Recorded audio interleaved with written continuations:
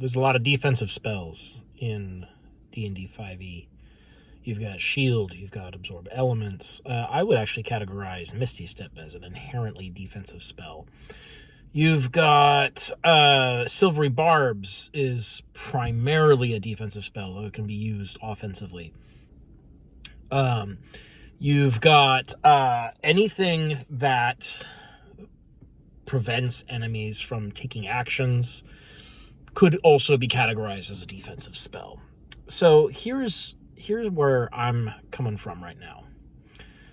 I think that casters should either not have defensive spells or should not be able to use defensive spells on themselves. Now, this obviously doesn't, I'm not trying to say that, like, casters shouldn't have control because control is inherently defensive. I'm not trying to say that at all. Control is a classic magical archetype.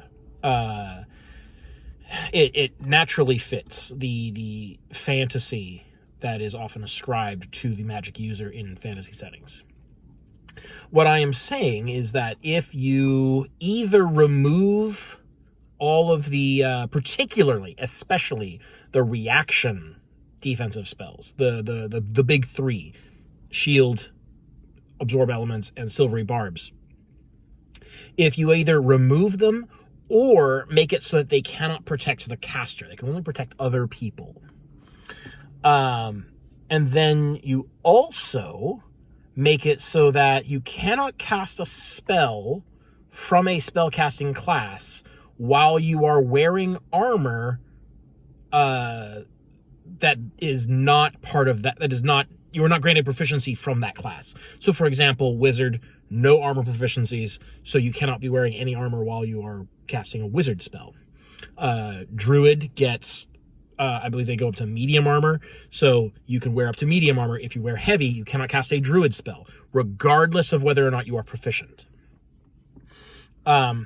Those two, that 1-2 punch of, you cannot cast defensive spells on yourself, and you cannot cast spells in armor not provided by the class whose spell you are casting. Put those together, and I think you have reinvented the squishy caster. Now, obviously, not all casters are squishy. Clerics get medium/heavy armor proficiency natively, so they're not going to be as squishy. And they have a suite of defensive spells as well. And I want to say that they shouldn't be able to cast it on themselves. They should only be able to cast it on other people. This will accomplish two things. It will reduce a caster's self-sufficiency, which is kind of a problem in 5e. Because right now, like, wizards don't need to rely on anybody. Clerics kind of don't need to rely on anybody. Druids don't need to rely on anybody. You can build these classes to be fully self-sufficient. They can defend themselves, and they can attack, and they can control. They can, perhaps with additional effort, take on many challenges that are designed for an entire party of their level. That's how powerful they are compared to, like, what is expected of the power of a full D&D party. And a big part of that is the ability to armor dip, the ability to defend themselves with their resources. Shield is such an egregious offender in this regard that it's become kind of famous, sort of the go-to problem spell whenever problem spells are being discussed on Reddit. So it reduces caster self-sufficiency by making them more vulnerable. You actually do want to have characters there to defend them, Should that be a fighter / paladin / barbarian or what have you? Yeah, probably. And you are going to need to still work on those classes to make defending your allies a thing that you can do. Because right now, it's not really a thing you can do. There's 2 subclasses? No, hang on. I think there are 3 subclasses that have basically any tanking ability at all. I am not counting Compelled Duel for the Paladin because that is a garbage ability. I should do an entire video on Compelled Duel and how bad it is. Maybe I have. Did I? I think I did. I think I actually did do that in a previous video.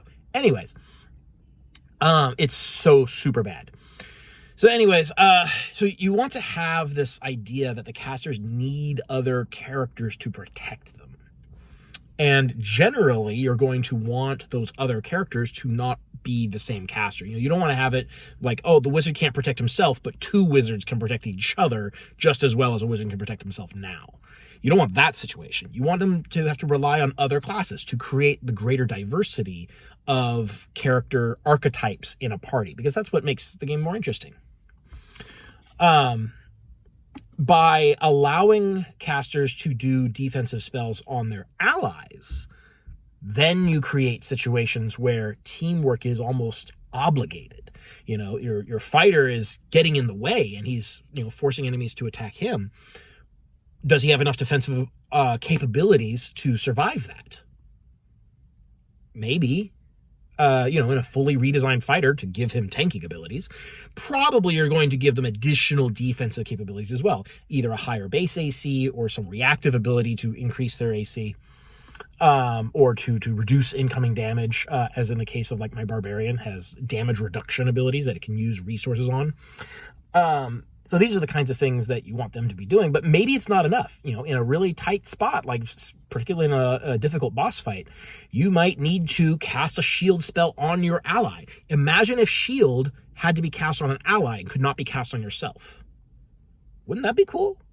Like, it's a forced teamwork ability. You protect your ally, and that feels good. In my playtime as a wizard in 5e recently, I have discovered that although shield is almost objectively, almost every time, shield is a better spell than silvery barbs. Like, I only usually use silvery barbs in the case of a crit, because shield can't stop a crit. But silvery barbs can be used to protect an ally. And I have found that that is a much better feeling than using shield to stop myself from taking damage. Because my AC is pretty high. Around level, what was it? I can't remember if I had 22 AC at level 7 or if I got it at level 6. We're level 8 now. I'm looking to improve it. I've got some magic items on order.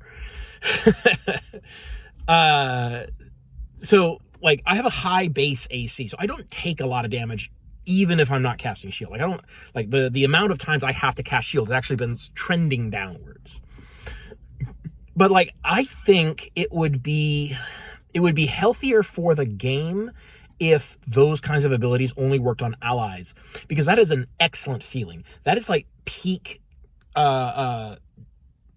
teamwork, peak cooperation, cooperative play. For me to be able to, like, jump in with my reaction, spend my resource to save you so that you don't take damage because you are important to me. That's a cool feeling. And there should be more of it in D&D. And they're just, like, 5e doesn't do that very much at all. You've got, like, as far as reaction abilities go, you've got, like, silvery barbs and the protection fighting style from the fighter and paladin. Which is really bad because positioning has to be so specific. Is generally considered a very, like, one of the worst fighting styles. But like, those are the kinds of changes that would need to happen in 5th edition to create these. Because, like, you don't need to go all the way to 4th edition to have the kinds of perks that 4th edition did in its gameplay. The obligate teamwork is a good mechanic. And I know that some people did complain about it back in the day. Like, oh, well, my character isn't able to take care of himself, so he doesn't feel like he's very powerful at all because I need my teammates. Well, it's a group game, man. You're playing with other people. Act like it.